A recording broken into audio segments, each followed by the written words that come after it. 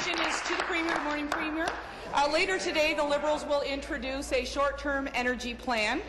By all accounts, it will be one that continues the decade-long policy that hikes electricity rates and power bills for Ontarians.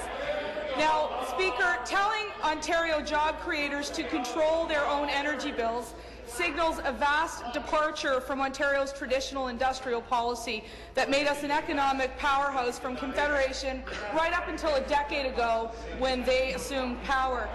Doesn't the Premier think that the massive increases on energy bills over the last decade and the coinciding decline of our manufacturing sector actually says the government, not our job creators, should get their energy prices under control? Thank you. Premier.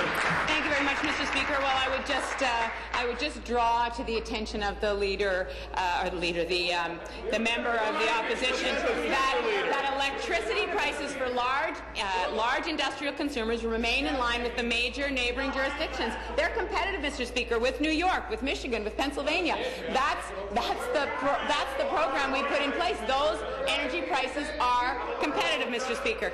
But I really believe that if we think that we can take lessons from the opposition on how to run the energy sector, Mr. Speaker, we'll be in a sorry state. From 1996 to 2003, when that government was in office, Mr. Speaker, capacity fell by 6% and demand rose by 8%, Mr. Speaker. They increased the use of dirty coal by 127%.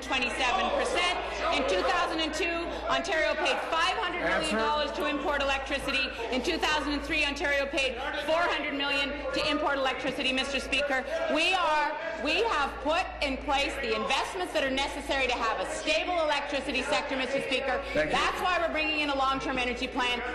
Thank you. Supplementary.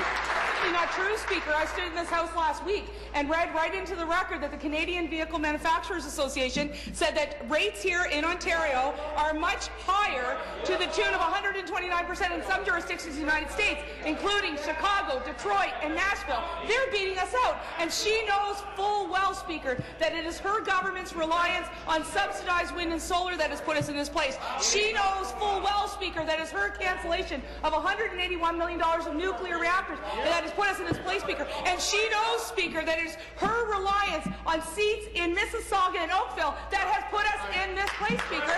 And we can only conclude that they are announcing the long-term energy plan today to distract from her appearance at the Gas Plants Committee tomorrow. Speaker, if she is serious about fixing energy prices in the province of Ontario, if she wants the jobs to come back, there's only one way forward, and it is Tim Hudak's plan on affordable energy. She can adopt that plan today. She can put it forward, and she can ensure that. Thank you. Be seated, please. Be seated, please. Thank you. Order, please.